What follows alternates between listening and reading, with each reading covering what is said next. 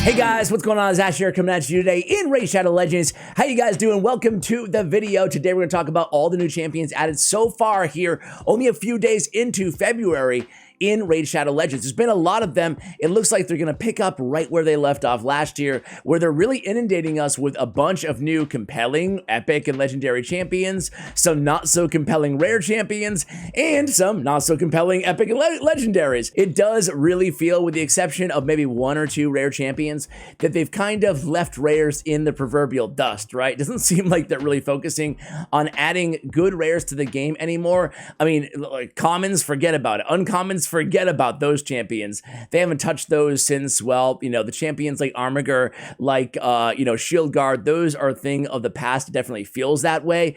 Rares are even starting to feel that way. So I want to throw the question to you guys. Are you happy with, the cadence of all these new champions being added to the game? Does it make you feel overwhelmed? Does it make you feel, I don't know, conflicted? Or does it make you feel excited? Hey, there's something new coming to the game again. I'm kind of mixed emotions, mixed feeling. I'll talk about that towards the end of the video, but I want to lead off here. There are 9 champions so far, unless I missed one in the last day or two while I'm editing this video, right? There are 9 champions so far. By the way, massive shout out to my editor, Osama. I don't give him enough love here on the channel, but he's really like a partner here on my YouTube channel, so big hats off to you, Sir Osama. Jumping into it here, a new free legendary. That's right, if you play the game for, over a year, and you can get her, she's the new daily login reward champion after Vizix, after that rotation, you get Skyon or whatever, that crappy epic champion, and then after you get the epic, we switch back to a legendary, and it's Gerda Bog Brew. So Gerda Bog Brew, excuse me, you can get her fragments now, again, at the end of the daily login reward. She's the new legendary. She's Force Affinity, Ogre, and Tribes. And again, she will be a legendary. If you play long enough, you can get your hands on this babe, I mean...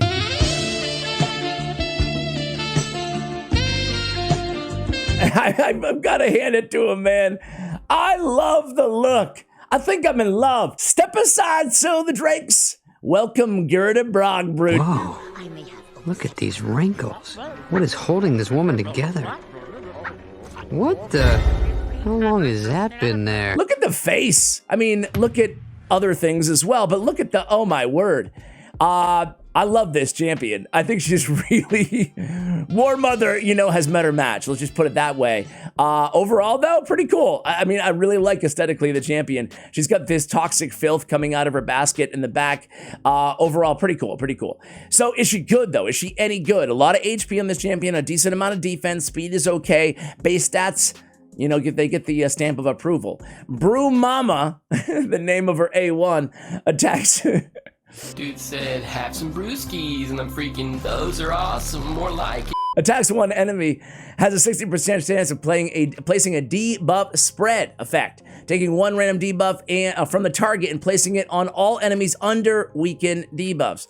Decrease the target's turn meter by 10% if they're not under any debuffs. Not a bad A1 debuff spread, just nice, but having that caveat that they have to have weaken is kind of a bummer. However, weaken is in her kit and in a lot of champions that we use nowadays kits, right? Most teams, not most, but a lot of teams have weaken on the team already, right? Attacks all enemies, has a 100% chance on a 3-turn cooldown when booked to placing that weaken debuff. After attacking, has a 100% chance when booked to placing 2 poison debuffs for 2 turns on all enemies without weaken debuffs.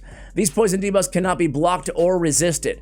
Now, this is a weird one, right? So, 100% chance weaken, poison without the weaken debuff. I don't really get it. I understand it, but I don't love abilities like this where we have a 100% chance of placing a weaken debuff. Oh, if it doesn't land without weaken, we get unresistible poisons, which, that's not going to happen very frequently.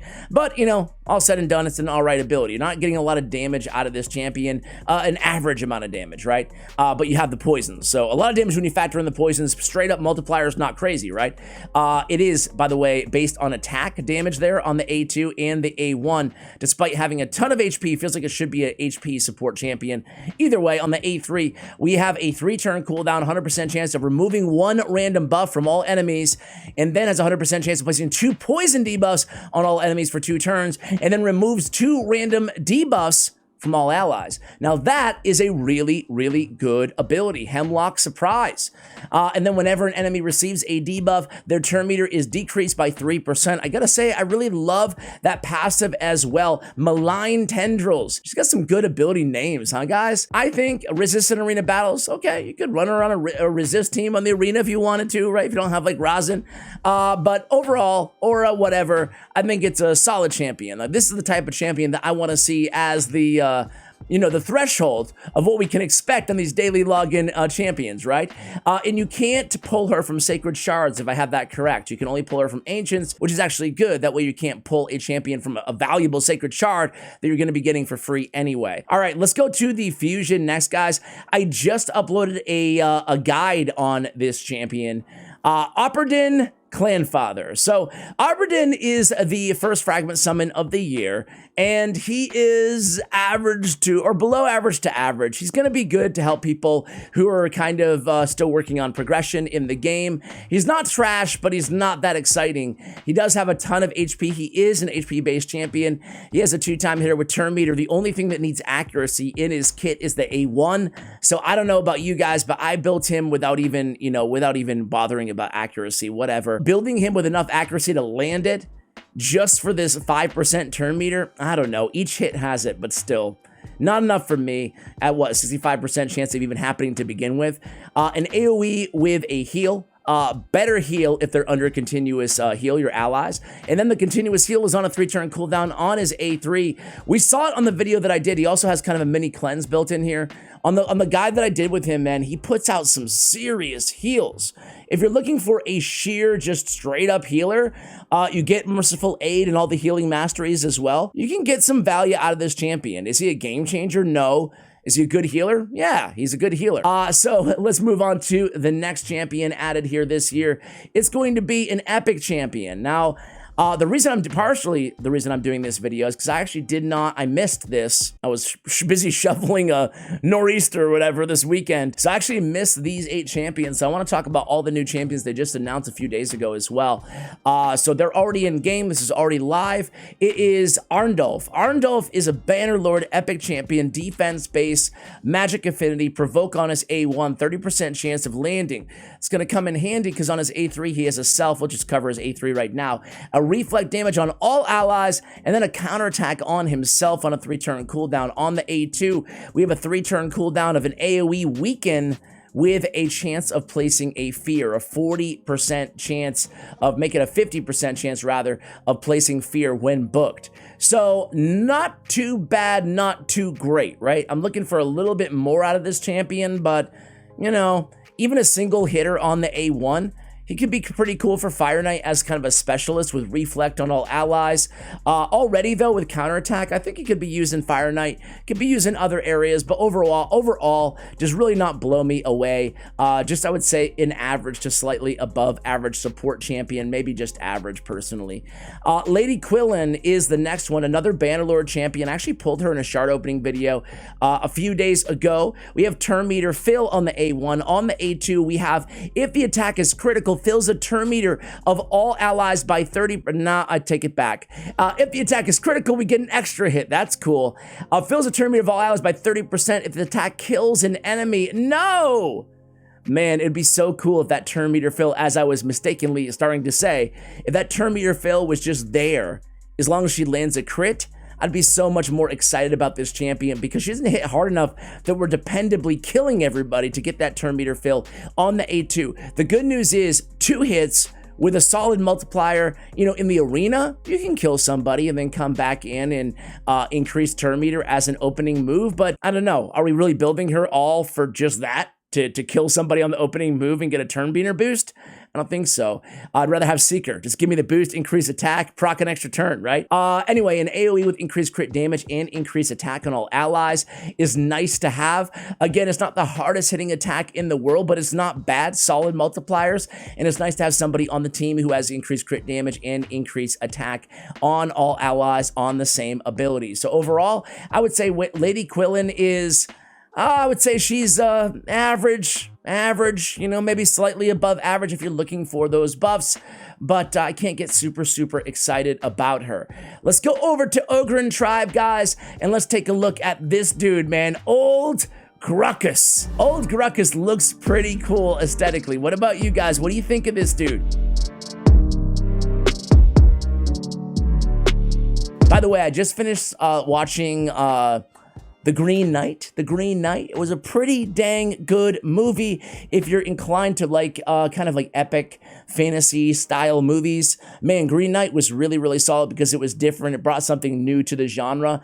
I would give it a pretty high recommendation. It's available on Amazon Prime right now. I'm not sure where else. I think it's like, you know, $4 or $5 to rent. So Old Gruckus reminds me of a beast out of that movie or something, right?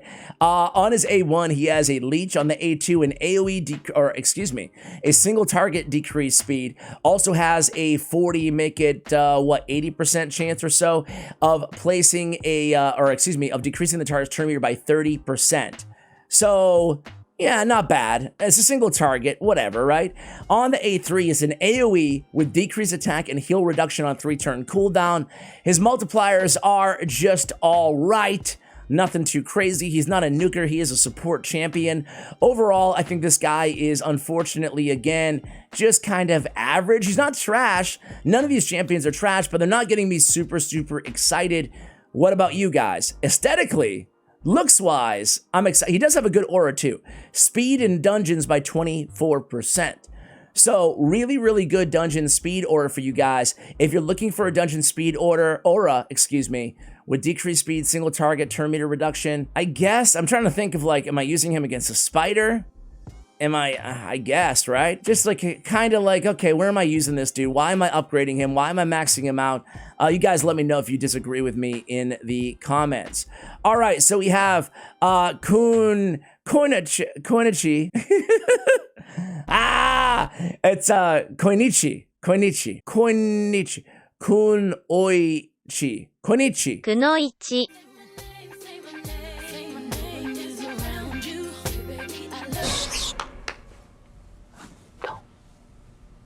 Don't say that. We have Koenichi here. On the A1, we have a weaken. On the A2, an AoE leech. This is a defense-based champion, guys.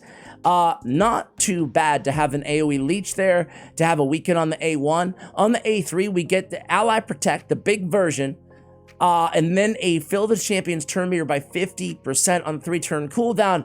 That's not bad at all. It helps her kind of pumping out more leeches off this Ally Protect ability. And then we have a block damage buff on this champion for 1 turn whenever their HP drops below 50%. Solid defense to be able to take a bunch of hits.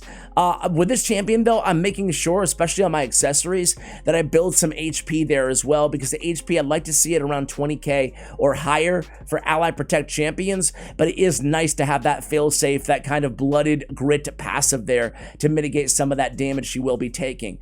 All right, let's move on to the legendaries here. We got Jinguan. So Jinguan is interesting, man. When I had Chosen on the video talking about the best, you know, skinwalk or Shadowkin team, out there that we could possibly do. Actually, it was on his channel. You want to check out that video, go ahead and do so. He had Jinguan on his squad, on his team, and I was like, what? This guy seems kind of trashy to me. I do think that people hold the fact that he is a void against him to some, to some degree. However, he is kind of trashy to me. I don't know. We got a transfer random debuff on the A1, HP-based champion, by the way. 2-turn cooldown compound calamity on his A2. 100% chance of increasing the duration of 2 random debuffs on the target by 1 turn. Also place a block active skills if the target is under decreased accuracy or decreased crit damage. Not an awful ability, but doesn't get me super excited. What about you guys? Power Flare on his A3 attacks all enemies 2 times. Weak multipliers here. He's not doing a lot of damage. The first hit has a 100% chance of placing decreased accuracy. Second hit, decreased crit damage. Also places a strengthen on this champion for 2 turns. It's weird, from a Void Legendary, maybe I'm getting a little greedy here, but you could put this strengthen on all allies and it wouldn't make him broken or OP or anything like that. It would make him worthy of a Void status, in my opinion.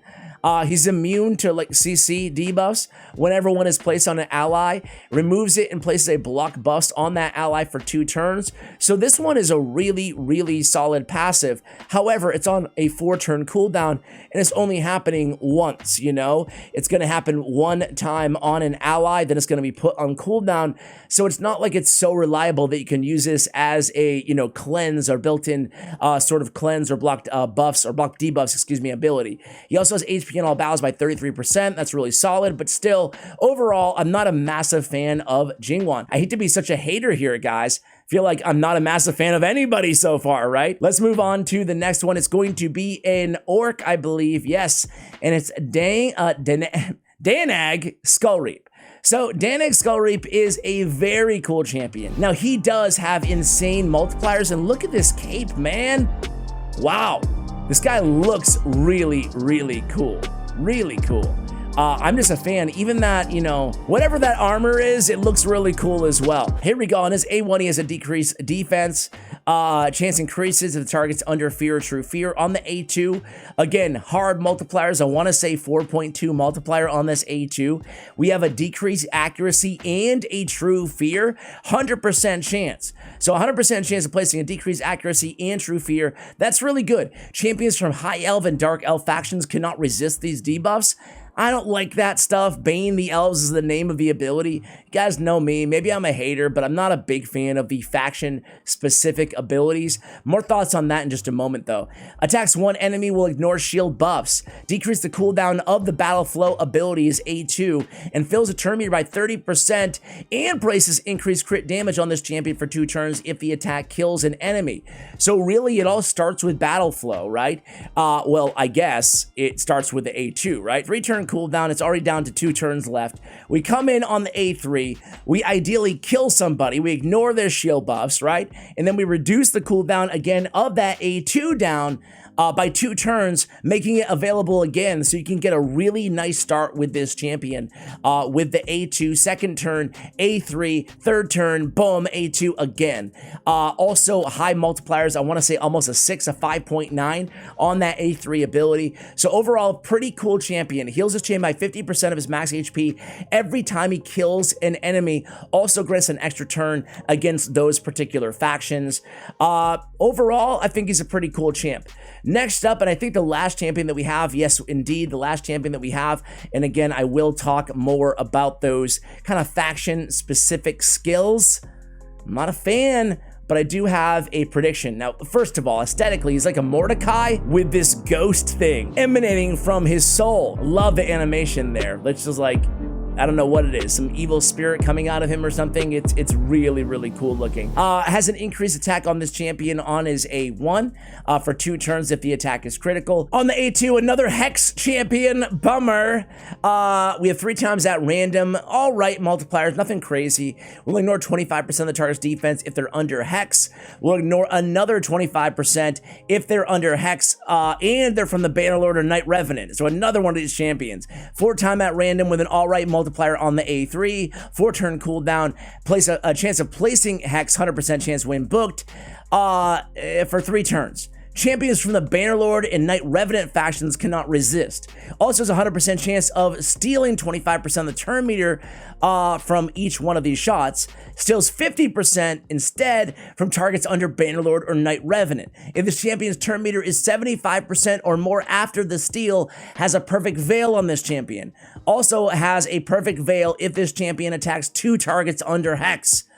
Man, I hate this kit, man. It's got the Hex synergy, which I'm already not a fan of, and then it has the separate, faction built-in special abilities, if you will, right?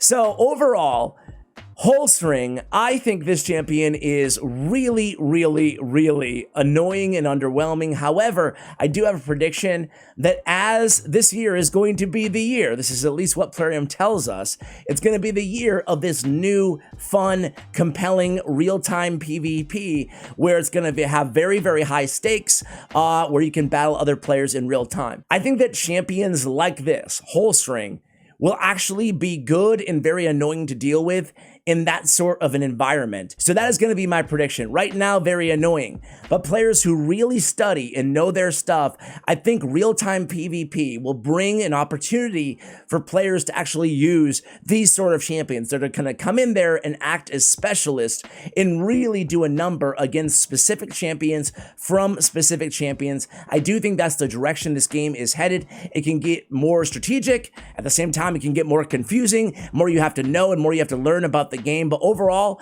I think that that could be kind of the silver lining off of what right now feels just like kind of annoying and very niche and very specialized in the game. What about you guys? Do you think I'm right there? Let me know in the comments below. I also think there will come a day where Hex teams are some of the most powerful teams inside the entire game.